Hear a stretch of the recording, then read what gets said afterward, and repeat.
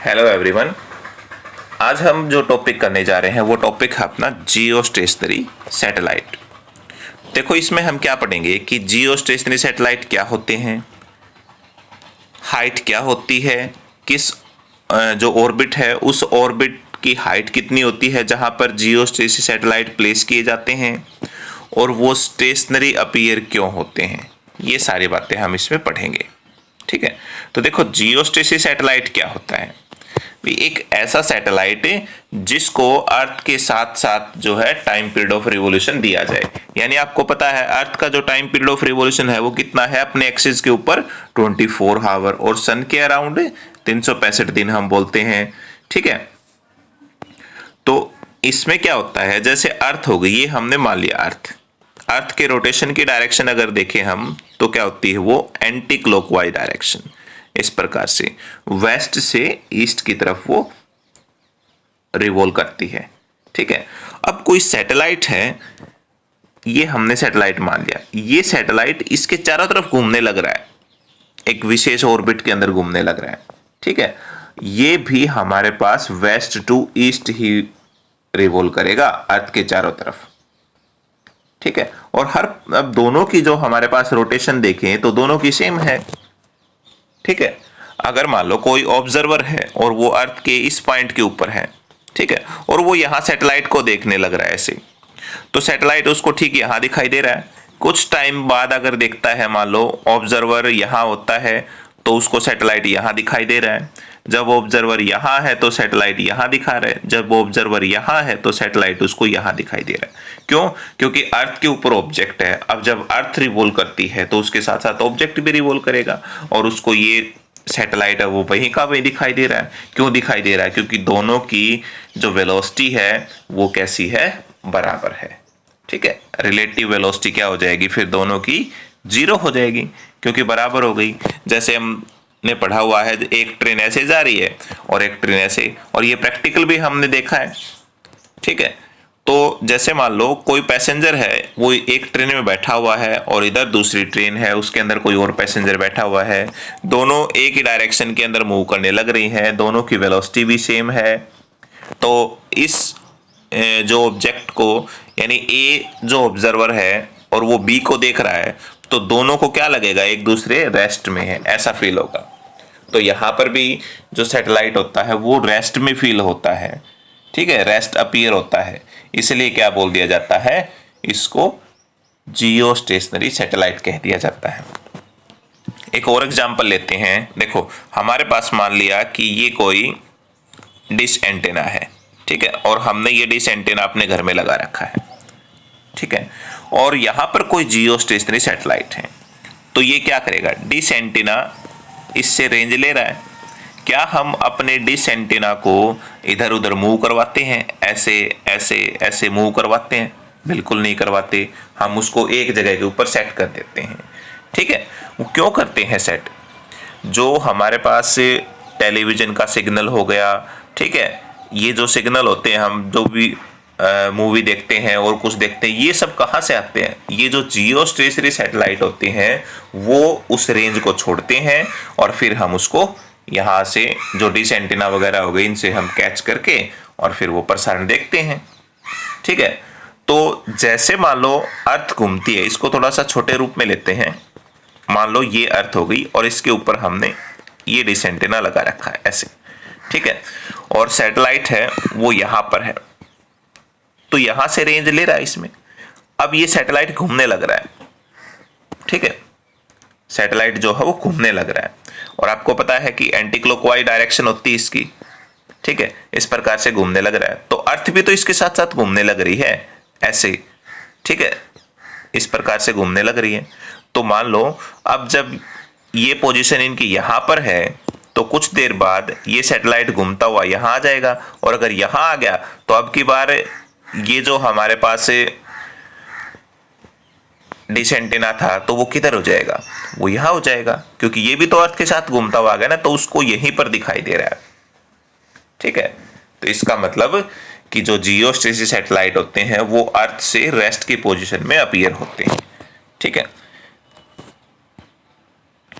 तो देखो if a satellite is made to revolve from west to east, यदि satellite को वेस्ट से ईस्ट की तरफ रिवॉल्व करवाया जाए with a time period of revolution equal to 24 hour, ठीक है, जो time period of revolution earth का है वही time period of revolution geostationary satellite का होना चाहिए। In a circular orbit concentric and coplanar with the equatorial plane. देखो अर्थ जैसे ये है तो इसके दो प्लेन होते हैं, आपको बताया था मैंने, ठीक है। एक तो कौन सा हो गया, ये प्लेन हो गया, ये वाला इधर ऐसे, ठीक है, और दूसरा कौन सा हो गया, दूसरा ये वाला हो गया जो रेड का दिखाया अभी इसमें। तो जो रेड वाला है वो तो कौन सा है, वो है इक्वेटोरियल प्लेन, और जो जियो स्टेशनरी सैटेलाइट होते हैं वो इस इक्वेटोरियल प्लेन के ऊपर मूव करते हैं, बस सिर्फ इसी प्लेन के ऊपर मूव करते हैं, ठीक है। और जो ये ब्लू लाइन दिखाई है जिसको मैंने अभी ब्लैक किया है, ये जो होते हैं ये पोलर ऑर्बिट होती है, तो यहाँ पर पोलर सैटेलाइट होते हैं, ठीक है। और जो ये जो की है मैंने अभी जो ब्लू कर दिया है रेड को, ये हमारे पास क्या है, ये इक्वेटोरियल ऑर्बिट है और इसके अंदर सैटेलाइट मूव करते रहते हैं, ऐसे रिवॉल्व करते हैं यहाँ पर ऐसे, ठीक है। और ये जो सैटेलाइट होते हैं ये 36,000 किलोमीटर की हाइट के ऊपर छोड़े जाते हैं, जिनका टाइम पीरियड ऑफ रिवॉल्यूशन अर्थ के टाइम पीरियड ऑफ रिवॉल्यूशन के बराबर है। अब सभी ये सोचते हैं कि हमारे सिग्नल जो है वो ज़्यादा अच्छे आए, सब यहाँ सैटेलाइट लॉन्च करते हैं 36,000 किलोमीटर की हाइट के ऊपर। तो ये जो एरिया है ना, ये बहुत एरिया कंजस्टेड है, बहुत सारे सैटेलाइट है, दुनिया भर के देशों ने जो अपने सैटेलाइट है वो यहाँ छोड़ रखे हैं, ठीक है। लेकिन उनके अंदर गैप भी जरूरी है, जैसे एक सैटेलाइट यहाँ है तो एक इधर होगा, उनके बीच में गैप जरूरी है, अदरवाइज उनका सिग्नल ओवरलैप हो जाएगा, किसी देश का सिग्नल किसी में चला जाएगा अगर ज़्यादा हो रहेगा तो, ठीक है। तो देखो ये बता दें यहाँ पर कि दोनों की जो रिलेटिव वेलोसिटी है वो क्या होगी, 0 होगी, और इसीलिए उसको क्या कहा गया, जियो स्टेशनरी सैटेलाइट कहा गया, ठीक है। Because it appear stationary to an observer on the earth, ठीक है। ऑब्जर्वर अर्थ के ऊपर कोई है और यदि वो सैटेलाइट को देख रहा है तो उसे क्या लगेगा कि वो रेस्ट में है। It is called synchronous satellite, इसलिए इनको सिंक्रोनस सैटेलाइट भी कहा जाता है। देखो थोड़ा सा डिफरेंस है सिंक्रोनस सैटेलाइट और जियो स्टेशनरी सैटेलाइट के अंदर। सिंक्रोनस सैटेलाइट क्या होते हैं, एक थोड़े से एंगल के ऊपर छोड़े जाते हैं, और ये बिल्कुल इक्वेटोरियल जो लाइन होगी, इक्वेटोरियल प्लेन जो हो गया उसके अंदर छोड़े जाते हैं, ठीक है। तो देखो क्या कहता है, because angular speed is same that of the earth about its own axis, यानी सिंक्रोनस सैटेलाइट है उसका भी टाइम पीरियड 24 आवर होता है, उसकी भी एंगुलर वेलोसिटी सेम होती है, बस डिफरेंस कितना है कि जैसे हमारे पास अर्थ हो गई, ठीक है, ऐसे, तो जियो स्टेशनरी सैटेलाइट तो ऐसे छोड़े जाते हैं, लेकिन ये थोड़े से एंगल के ऊपर जो है वो छोड़े जाते हैं। तो अपने सिलेबस में जो है मेन तो इसी के बारे में है, जियो स्टेशनरी सैटेलाइट के बारे में, ठीक है।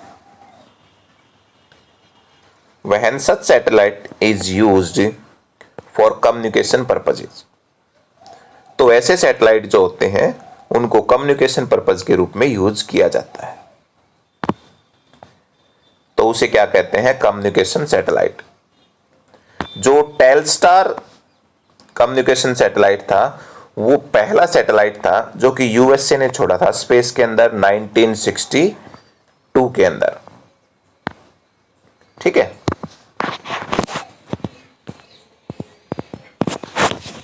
तो देखो क्या कहता है, a satellite which revolve around the earth in its equatorial plane with the same angular speed and in same direction as the earth rotates about its own axis is called geostationary या synchronous satellite, ठीक है। तो इनसे ये conclusion निकल गया कि भी जो जियो स्टेशनरी सैटेलाइट होते हैं वो अर्थ के इक्वेटोरियल प्लेन के ऊपर रिवॉल्व करते हैं, उनकी एंगुलर स्पीड भी सेम होती है, उनकी डायरेक्शन भी सेम होती है, ठीक है। और जो एक्सिस के ऊपर अर्थ रोटेट करती है उसी एक्सिस के ऊपर ये भी रोटेट करते हैं, ठीक है। अब बात करते हैं कि हाइट कितनी होगी जियोस्टेशनरी सैटेलाइट की। तो देखो, height of satellite above surface of earth ये हम पहले निकाल चुके हैं। जो पिछला लेक्चर हमने किया था उसके अंदर हाइट ऑफ सैटेलाइट को कैलकुलेट किया था। जिसने ये नहीं किया हो तो डिस्क्रिप्शन में मैंने लिंक डाल दिया है, आप वहां से क्लिक करके पहले हाइट ऑफ सैटेलाइट को देखें और फिर एक बार इस वीडियो को देखें।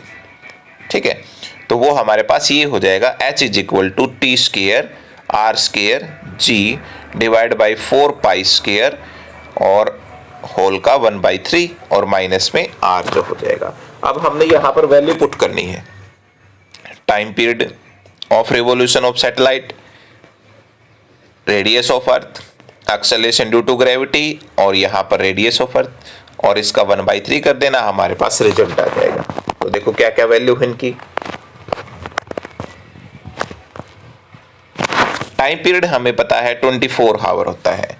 ठीक है, और 24 आवर के अंदर हमारे पास जो सेकंड हो गई वो कितनी होगी, 86,400 सेकंड होगी। ठीक है, रेडियस ऑफ अर्थ जो है वो हमारे पास कितना होता है, 6400 किलोमीटर। और एक्सेलरेशन ड्यू टू ग्रेविटी कितनी होती है, 9.8 मीटर पर सेकंड स्क्वायर। इसको हमने किलोमीटर के अंदर कन्वर्ट कर लिया तो कितना हो जाएगा, 0.0098 किलोमीटर पर सेकंड स्क्वायर हो जाएगा। तो फॉर्मूले के अंदर हमने ये सारी वैल्यू हमने पुट कर दी यहाँ पर। ठीक है, तो जब हम इसको सिंप्लीफाई करेंगे तो हमारे पास ये रिजल्ट आ जाएगा 35,930 किलोमीटर, यानी अप्रोक्सीमेट कितना हो गया, 36,000 किलोमीटर। ठीक है, तो जियोस्टेशनरी सैटेलाइट जो होते हैं वो अर्थ सरफेस से 36,000 किलोमीटर की हाइट पर छोड़े जाते हैं। तो जैसे ये अर्थ हो गई, ठीक है, और ये कोई जैसे इसका इक्वेटोरियल प्लेन हो गया इस प्रकार से, तो ये जो हाइट होती है इनकी वो कितनी होती है, 36,000 किलोमीटर की। इतनी हाइट के ऊपर ये छोड़े जाते हैं।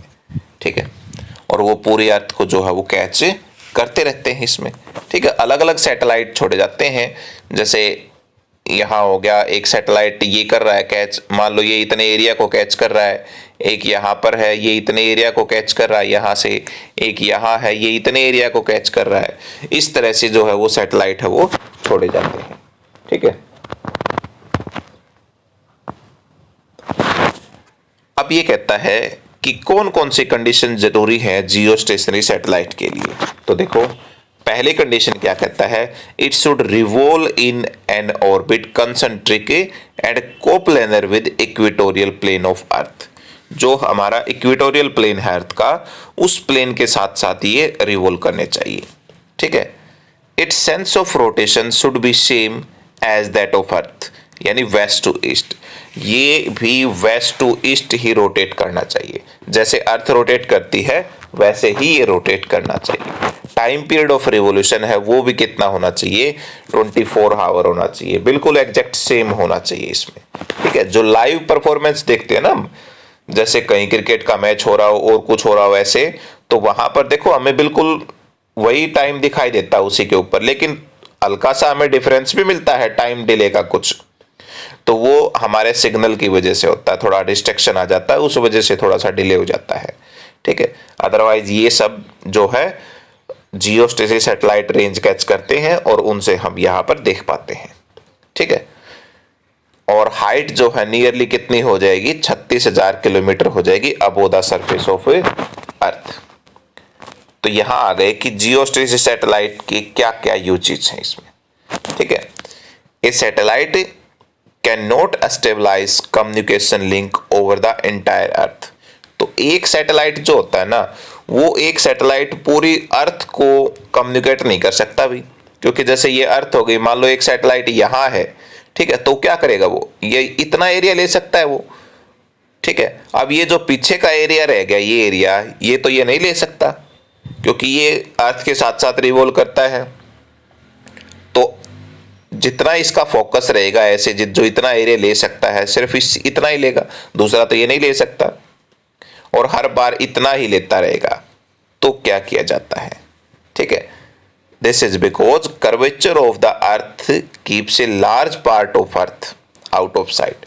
तो अर्थ का कर्वेचर ज्यादा बड़ा है, तो इस वजह से उसके लिए हमें क्या चाहिए, और ज्यादा सैटेलाइट की जरूरत पड़ेगी इसमें, ठीक है। However 3 uniformly space satellite 120 degree apart each other, यानी 3 सैटेलाइट जो है वो छोड़े जाते हैं एक दूसरे से 120 डिग्री के ऊपर, ठीक है, जियो स्टेशनरी ऑर्बिट के अंदर, and equipped with radio transponders can be used to provide line of sight communication between any 2 point on the earth, ठीक है। तो वो क्या करते हैं, एक दूसरे के साथ कम्युनिकेट के साथ अटैच रहते हैं, देखो इस प्रकार से, ठीक है। ये हमारे पास एक सैटेलाइट हो गया और एक ये हो गया।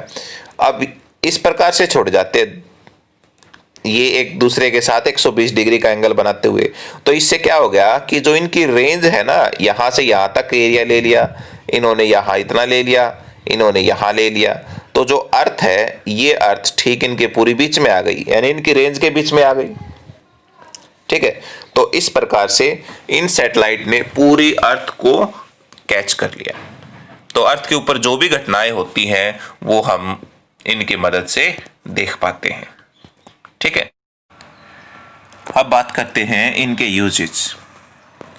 तो देखो जियोस्टेसिस सैटेलाइट जो होती है, communicating radio, TV, telephone signal across the world, पूरे वर्ल्ड के अंदर जितने भी टीवी सिग्नल होते हैं, टेलीफोन सिग्नल होते हैं और रेडियो सिग्नल होते हैं, सारे के सारे जो है जियो स्टेशनरी सैटेलाइट है वो सेंड करते हैं, ठीक है। Geostationary satellite act as a reflector of such signal. तो इस प्रकार के जो सिग्नल हो गए उनके लिए एक रिफ्लेक्टर का काम करता है, ठीक है। जो हमारी अर्थ होती है, अर्थ का जो अपर लेयर होती है, ऐसे ये जो है अपर रीजन जो है अर्थ का, एटमॉस्फेयर का, ठीक है, उसके बारे में भी ये स्टडी करते हैं। फोरकास्टिंग वेदर, मौसम विभाग के बारे में बताते हैं कि कब बारिश होने वाली है, कब तूफान आने वाला है, ये सब इनके बारे में बताते हैं। अब बहुत बड़े बड़े जो समुद्र हैं, ठीक है, उनके अंदर सुनामी वगैरह आती है, तो कैसे पता चल जाता है कि 5 दिन में 7 दिन में ये जो सुनामी है या वहां पहुंच जाएगा, तो ये सब जियोस्टेसिस सैटेलाइट की मदद से पॉसिबल हो पाता है, ठीक है। Determine the exact shape and dimension of earth, earth की शेप और डायमेंशन के बारे में भी इससे हमें जानकारी मिलती है, ठीक है। जो मेटेओर्स वगैरह हो गए, उल्कापिंड जो हो गए, उनके बारे में हमें पता लगता है कि कोई अर्थ सरफेस में आ रहा है या फिर अर्थ के नियर अबाउट कोई ऐसे पहुंच सकता है। तो जो भी होते हैं धूमकेतु या फिर उल्कापिंड, तो उनकी भी जानकारी इससे हमें मिलती है, ठीक है। इन studying solar radiation and cosmic रे, सोलर रेडिएशन के बारे में भी स्टडी होती है, कॉस्मिक रे हो गई, इनके बारे में भी हमें जानकारी मिलती है। यानी ओवरऑल हम ये कह सकते हैं कि जो जियोस्टेसिस सैटेलाइट है वो हमारे लिए बहुत ही हेल्पफुल है, ठीक है। तो ये हमारा आज का टॉपिक था, इसको आपने अच्छे से करना है, ये जानकारी हर एक को होनी चाहिए। Thank you.